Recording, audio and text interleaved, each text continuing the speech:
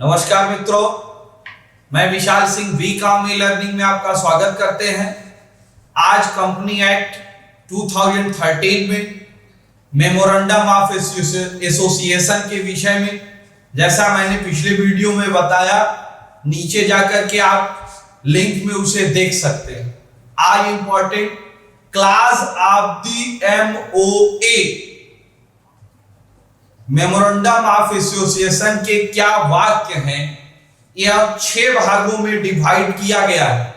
जैसा कि मैंने एमओए में बताया है, यह चार्टर होता है। इसके बाहर कोई भी किया गया कार्य यह व्यर्थ होता है। आप एमओए में बिना सेंट्रल गवर्नमेंट के परमिशन के कोई भी अल्टरेशन आप नहीं कर सकते। जब कंपनी का इनकॉर्पोरेशन होगा, एमओए आप बनाएंगे तो उसमें इन 6 क्लास को ओपन करना अनिवार्य है। आज हम उन्हीं 6 क्लास को डिटेल्स बताएंगे और उन डिटेल्स को आपको जानना अनिवार्य है। फर्स्ट है, पहले सभी क्लास का नाम जान ले आप। Name class, registered office class, object class, limited liability class, capital class, association and subscription class. First है आपका नेम क्लास। कंपनी का नाम कैसा होगा, किस नाम का चुनाव होगा, प्रमोटर के द्वारा वह नाम चुन करके आरओसी रजिस्ट्रार के यहां भेजी जाती है। रजिस्ट्रार उसकी अपनी स्वीकृति देता है जिस नाम से वह कंपनी संचालित होगी।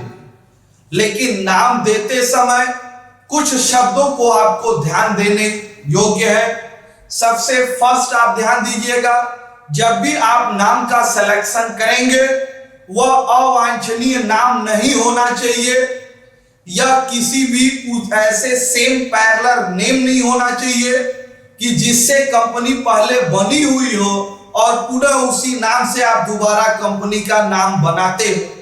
मिलता जुलता नाम नहीं होना चाहिए।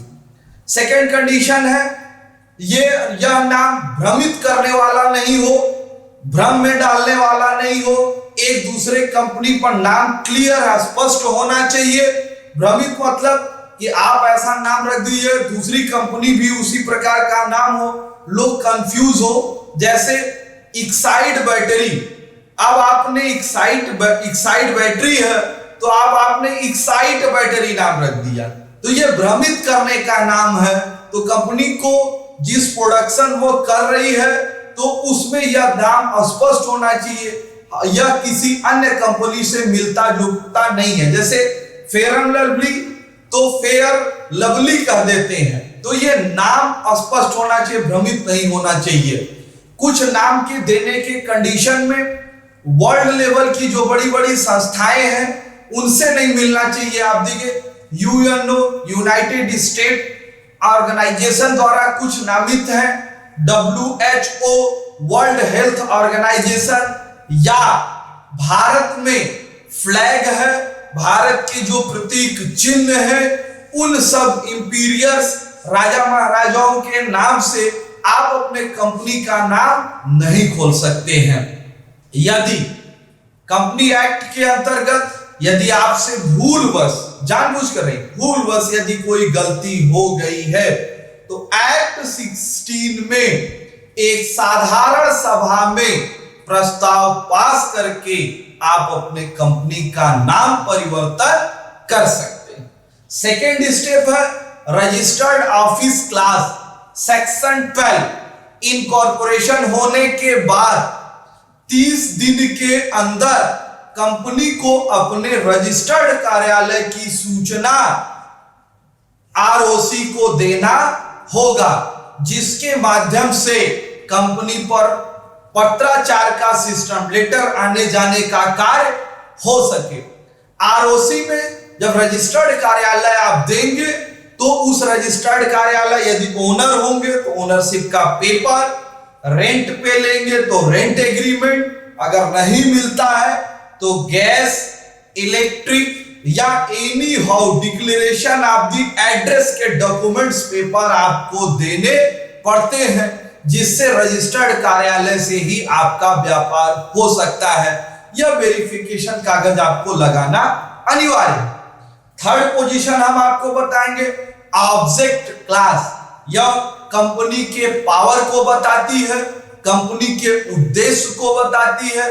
कंपनी एक्ट 2013 में MOA ऑब्जेक्ट क्लास को कई अन्य भागों में विभाजित नहीं किया जा सकता है। यही एक ऐसा ऑब्जेक्ट है। इस ऑब्जेक्ट क्लास के बाहर यदि किया गया कोई भी कार्य वो पूर्ण रूप से इनवैलिड, अवैध माना जाएगा। आप यह ध्यान दीजिएगा कि इसमें कुछ शब्द हमें ध्यान देने होंगे। ऑब्जेक्ट में अनलॉफुल, विधि के विरुद्ध, अनलॉफुल मतलब लॉ एक्ट, जो भारतीय कानून है उसके विरुद्ध आप कोई भी कार्य नहीं कर सकते हैं।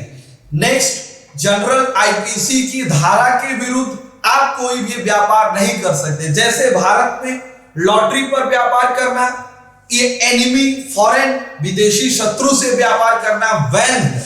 अब अगर आपका यही बैन, जैसे भारत का पाकिस्तान के साथ कुछ मामलों में बिजनेस होते हैं, कुछ कंडीशन पे बैन है, उनका हम व्यापार नहीं कर सकते। लेकिन यदि आप किसी भी पाकिस्तानी कंपनी के साथ ऐसे ट्रेड का एग्रीमेंट करते हैं तो वह इनवैलिड माना जाएगा। ऑब्जेक्ट रिटेन एंड क्लियर, जो भी उद्देश्य है वह स्पष्ट, रिटेन लिखी होनी चाहिए, क्लियर होनी चाहिए, ये पब्लिश्ड होती है, लोगों को जानकारी होती है। Object of the limited word, इसके जो वर्ड है चुनिंदा शब्दों का प्रयोग होना चाहिए और अगला जो भी व्यक्ति समझे उसकी आसानी से वह मीनिंग निकाल सके। डबल ऑब्जेक्ट, यदि कोई भी ऑब्जेक्ट हम दोहरे शब्दों का इस्तेमाल करते हैं तो दोनों को क्लियर स्पष्ट बताना पड़ेगा। Ultra vires, ultra vires means यदि कोई अधिकार क्षेत्र के बाहर आप कार्य करते हैं तो उसको भी वहां डिफाइन किया जाएगा। Laxity of the object class, आपका object class laxity means flexible नहीं होगा कि आज ये है कल वो होगा, मैं ये चेंज भी कर सकता हूं, क्योंकि मैंने बार बार आपको बताया MOA में, चार्टर में, इंग्लैंड में जो रूल्स था कि चार्टर में तो परिवर्तन हो ही नहीं सकता, लेकिन अब ये है कि सेंट्रल गवर्नमेंट परमिशन देती है तो आप चार्टर में चेंजिंग कर सकते हैं। लेकिन ऐसे चेंजिंग करने के लिए यह एक आसान प्रक्रिया नहीं है, तो इसलिए ऑब्जेक्ट क्लियर होनी चाहिए, फ्लेक्सिबिलिटी, लचक नहीं होनी चाहिए। लिमिटेड ऑफ लायबिलिटी, सीमित वाक्य, इसमें आपको मैं बताऊं कि MOA मेमोरेंडम ऑफ एसोसिएशन में लायबिलिटी 3 प्रकार की होती है, unlimited liability, limited liability, limited by share. लेकिन जो भी लिमिटेड होता है या अनलिमिटेड होती है वह रूल मेंबर्स पे लागू होता, कंपनियां अनलिमिटेड नहीं होती हैं, यह आपको ध्यान रखना है। जैसे कि यदि आपने 10 रुपए का शेयर इशू किया, 8 रुपए पार्टी ने पेड कर दी तो उसके ऊपर लायबिलिटी 2 रुपीस का ही बनेगा, उससे अधिक की आप लायबिलिटीज नहीं बना सकते। नेक्स्ट कंडीशन है फिर कैपिटल क्लास। MOA में कैपिटल, पूंजी, स्पष्ट रूप से ऑथराइज्ड कैपिटल के रूप में, यदि आप कंपनी स्टार्ट करते हैं, आपने लिखा कि आपके starting capital in 5, authorised capital in 5 crore rupees, तो आपका ऑथराइज्ड कैपिटल 5 करोड़ रुपया माना जाएगा। Association and subscription of class, MOA पे सिग्नेचर करने वाला व्यक्ति यह घोषणा करता है कि उसके जो भी क्लास बनाए गए हैं वो सत्य एवं सही हैं, जो उसमें अगर वह कुछ अंश लेना चाहता है तो वह उस अंश को वहां शो करता है। अब ये बता, आपको एक बात समझ में आई होगी कि MOA में सिग्नेचर करने वाला व्यक्ति, MOA पर सिग्नेचर करने वाला व्यक्ति प्रमोटर हो सकता है। प्रमोटर यदि कंपनी में सिग्नेचर शेयर लेना चाहता है तो वो अपनी इच्छा व्यक्त कर सकता है और वह सिग्नेचर प्राप्त कर सकता है। आज आपने MOA का पूर्ण रूप से क्लास देखा।